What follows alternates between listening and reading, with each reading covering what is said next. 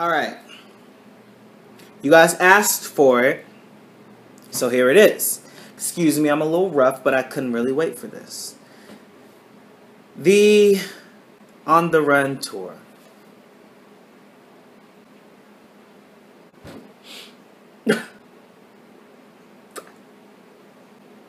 Clutches pearls.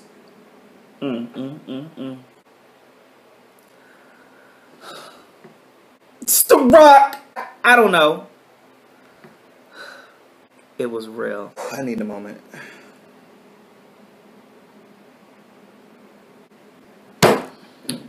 The On the Run tour. So I went to the show a couple nights ago. It was 2.5 hours of heaven. And I'm not saying that because I'm a huge Beyonce fan. I mean, I am. But I'm also a huge Jay-Z fan. Surprise. The way that show was put together was nothing short of amazing. From the entrances to the exits to the chemistry on stage, the dancing, the dancers, the song set list, the fluidity of it all. It was the most fluid show that I've ever seen in my entire existence of being. Song selection was pretty on point. They put on one heck of a show. Like, there's nothing you can really say about it. My first, I don't even want to call it an issue because the show was so good that it's not really an issue. But people out there who are real diehard J and B fans know they have enough songs together to put on an entire concert of just duets, just songs that they've done together.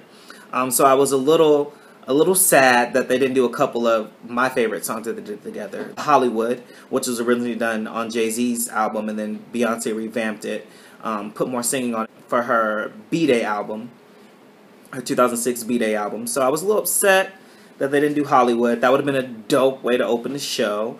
And they also didn't do Deja Vu, again from Beyonce's B-Day album. Beyonce doesn't ever touch too much from that album, so it doesn't surprise me. In the past, aside from, you know, promoting the album itself originally, in the past she's done, of course, Irreplaceable, Freakum Dress, and Get Me Body. But there was no Freakum Dress, there was no Irreplaceable, there was no Get Me Body. Instead, what she did was she brought back Ring the Alarm, which was exciting for her to bring that back. It just adds more fuel to the rumors about their relationship, their marriage. But it was still good. A lot of the songs weren't performed in their entirety. I don't know if Beyonce did about 3 songs in their entirety, and Jay-Z did like 2 or 3 and hit in its full, its full form. That's just one small issue. Like I said, the show was so good that I could get past that, and I did get past that. Another thing that I would have liked to see was, this show is a dancer's dream job, especially if you're like the Le Twins or the Beyonce backup dancers. This show was your dream job because you didn't have to go on every single second. There might have been some quick changes, but you weren't on stage a lot of the time. Jay-Z didn't utilize the dancers at all. I don't know if that was to not jeopardize his street cred. They were on stage with him for one song, but they didn't dance. So I would have liked to see him use the girls, especially on some of the stuff like Big Pimpin'. They could have got it a little bit. They could have stayed on stage after Beyonce left with Naughty Girl. But again, it didn't mess up the show at all. A big thing I want to talk about that I touched a little bit on a couple minutes ago is their relationship. Yeah, I could see why people might think that they might not be getting, that they might not be staying together, that there might be a divorce lurking in the future.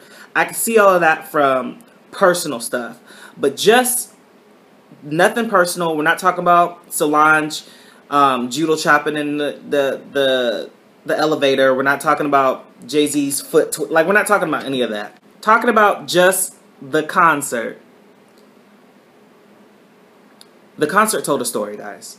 And this is where the media kind of always messes things up. The premise of the concert is they're on the run. They're like the new Bonnie and Clyde. They open the show with 03 Bonnie and Clyde. And so the show pretty much actually tells a story. If you're just fanning out, you're probably not going to get that story. If you're looking a little deeper, you'll probably get it. Some songs are just there to be there. But a lot of the songs, you know, were progression in the story. And one of the things that's always talked about is Beyonce changing the lyrics to Resentment. Now, Beyonce first performed Resentment probably like in 2008, 2009, the I Am era. She performed it in Vegas, and the song's been back and forth between her set lists since then. She's always changed the lyrics, like I Couldn't Do It For You, and That Whack Bitch Could. She's always said that lyric when she performed it live. So that's not a new lyric for everybody in the media, and all these people that are going crazy, like Beyonce changed that lyric. That lyric's always been there. She did, however, change the Been Riding With You for 12 years lyric. They've been together for 12 years. Art imitates life. Whatever. Now, what they don't tell you is that before she sings that, Jay-Z does his song, Song Cry.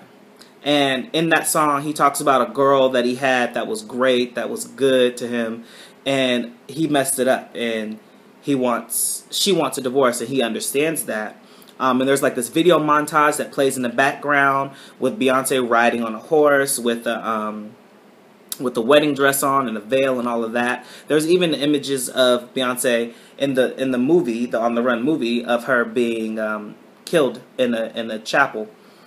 So he finishes that song. It's like sad, somber, serious moment, and then she slides in with Resentment. Again, people, just finishing the story. It's not necessarily her putting it out there like, hey, I'm about to leave Jay-Z.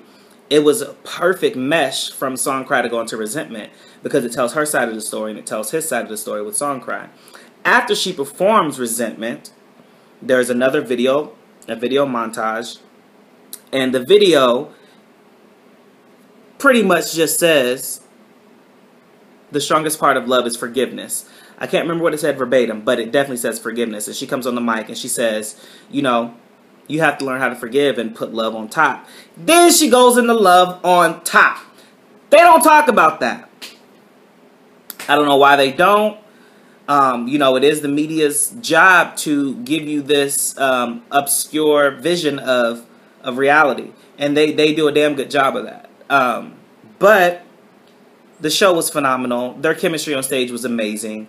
And if you still have a chance to see it, I definitely recommend that you spend the money. Everybody's like, it costs too much. Da, da, da, da. You know, seeing Beyonce, the tickets are like $80 a pop anyway. But you're getting B and J. So let's just say that's 80 plus 80. That's only 160. I'm sure you spend more than that on the night out to eat with your friends out on the town. Like, I'm just saying, it was a once-in-a-lifetime experience. Everybody's not a fan like I am. Everybody doesn't love music like myself or concerts like myself. But this was bigger than that. This was like on some MJ type, fandemonium type stuff. Like it was wild, and I'm glad I got to experience it. And I recommend that anybody who's a fan go to that concert, support it.